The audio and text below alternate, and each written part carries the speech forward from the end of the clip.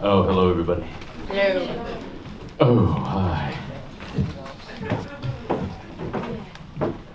So, this poem that I'm going to do for you was inspired by what Joe just did. No, I'm just kidding.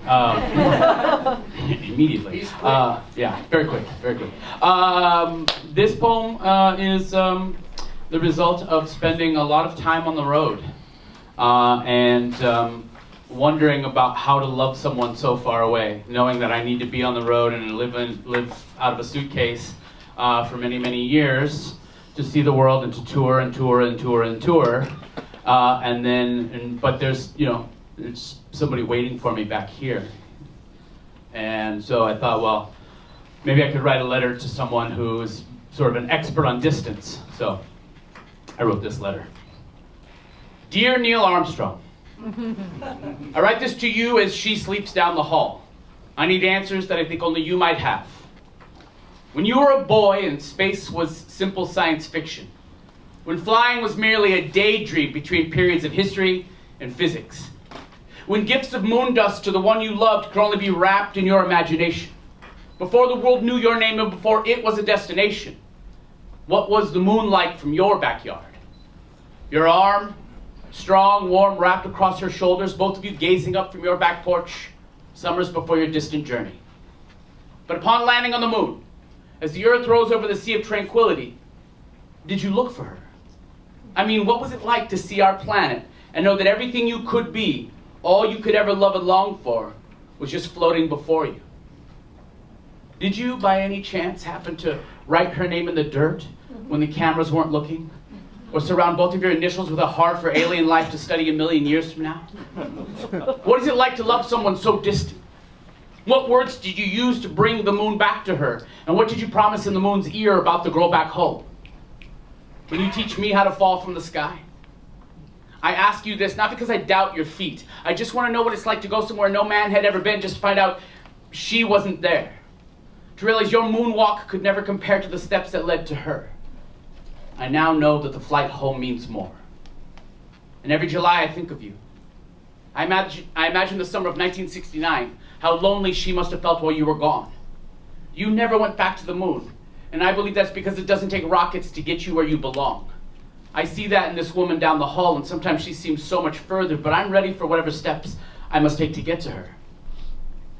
I've seen so many skies, and the moon always looks the same. So I gotta say, Neil, that rock you landed on ain't got shit on the rock she's landed on. You walked around, took samples, and left, but she's built a fire, cleaned up the place, and I hope she decides to stay. Because on this rock, we can both breathe.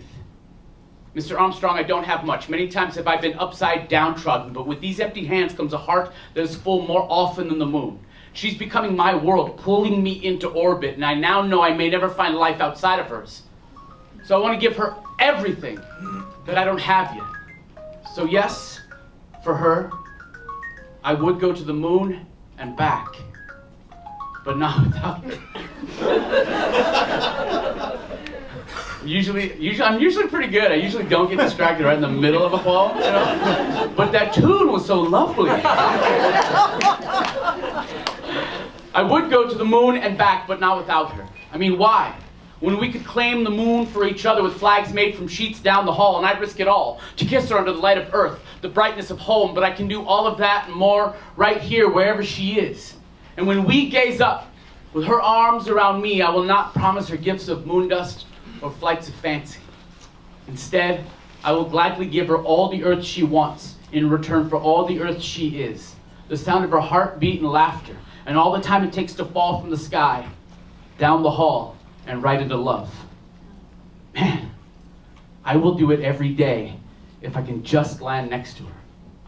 5, 4, 3, 2, one small step for a man, but she's one giant leap for my kind.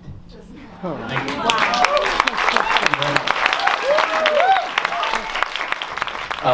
This poem is about nighttime, sort of. I'm aware of how unnoticeable I am in my new uniform. It's the year 2000. and I work graveyard. I work... No. I had it off, I did. Yeah, okay. Tell us about that nightlife. Yeah. So anyhow, as I was saying, talking poetry over here. I'm glad it happened during my poem. I now realize how unnoticeable I am in my new uniform. My appearance must seem so uncaring.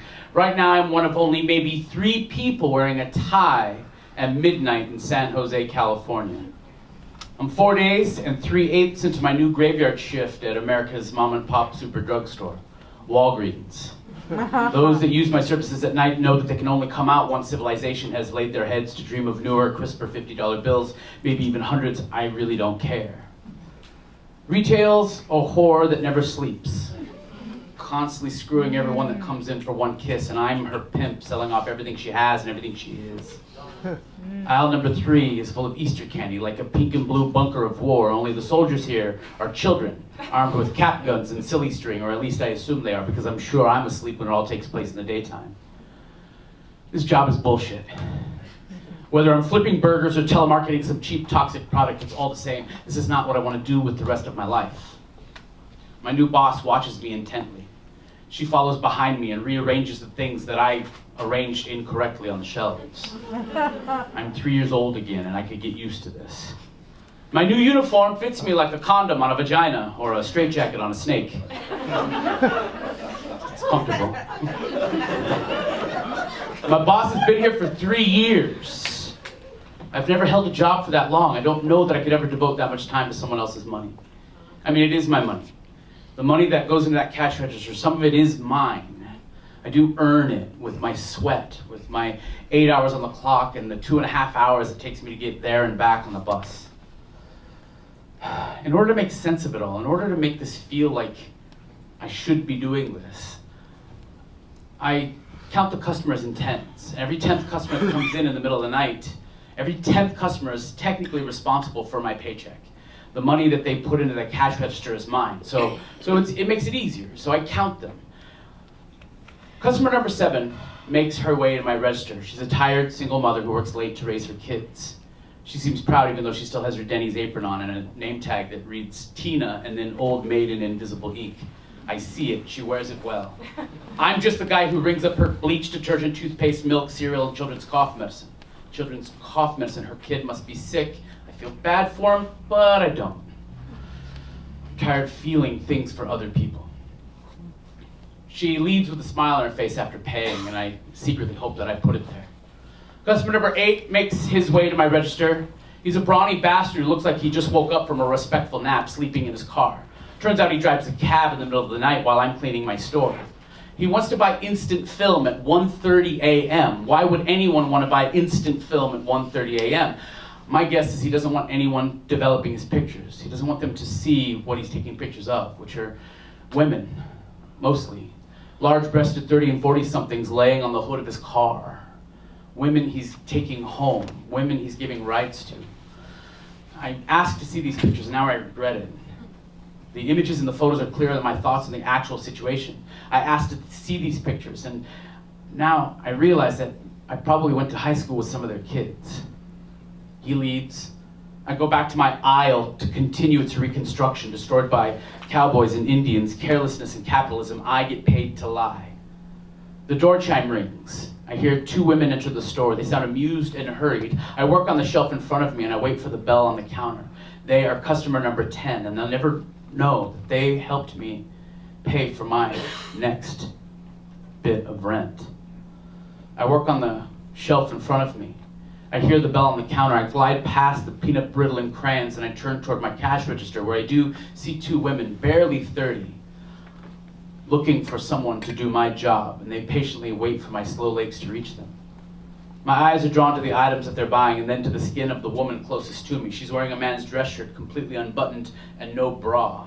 The skin I see is her stomach and her chest. I can see her entire right breast, so I look up, away, and ashamed, like I learned at church. I'm forced to look at her face, which is far too thin to be healthy. A bandana squeezes her bald head tightly. Her eyes bulge like those of surprise. Her sunken face looks like that of a former beauty queen. She stares at the products as I ring them up, and I try not to stare at her small breasts every time her shirt swings open. Her friend stands behind her clean and strong. Maybe she's her lover, maybe they're related, but none of the items will tell me who the friend is. They only say that the exposed woman is ill, and that she bleeds from sores and wounds. She's afflicted with something, but none of these products have brand names, so she's poor, or maybe they're poor together, but they're about to give me their money. I want to strike up a conversation, something to get my mind away from this obvious mortality. Maybe she has AIDS. Maybe she shared the wrong needle with the wrong person, but then again, every dying human looks like a junkie at some point. Her friend stands behind her clean and strong.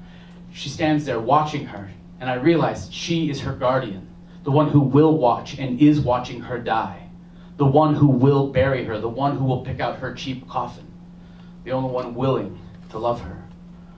And there is so much love between these two, and I'm taking up way too much of their precious time, so I speed up the process and I bag their stuff as quickly as possible, and I hit the total button. $3.67 in low-grade medical supplies. Maybe these items will help her live another day. I wish now that I had just given them to her, but then I would be another man drawing attention, another man reminding a living woman that she's dying. But even justice sleeps sometimes. The friend reaches into her pocket for some money, but the dead woman beats her to the counter with a handful of dimes. Dirty dimes. The kind collected in a cup on a street corner. Downtown dimes discarded by uptown businessmen and women who aren't dying this very minute.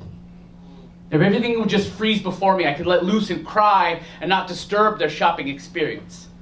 But something deep down inside of me, in a place people rarely visit in public situations, there are picket signs being held about my guts that read, "Let her see how you feel right now," and "You're just jealous because she gets to leave." Back in the real world, my pity turns to anger as she picks lint out of the change on the counter. I'm upset that this nice woman is so ill, but she's cracking smiles at me with big teeth through thin lips. She knows, I know, that she's dying.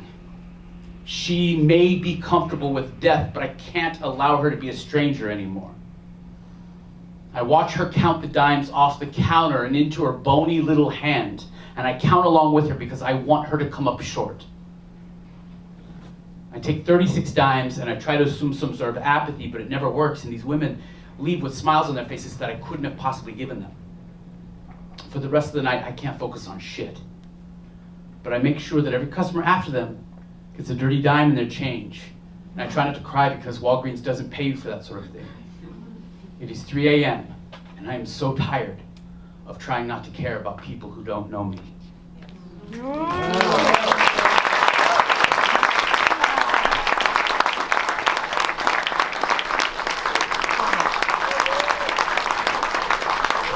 Thank you, Mike. That was beautiful.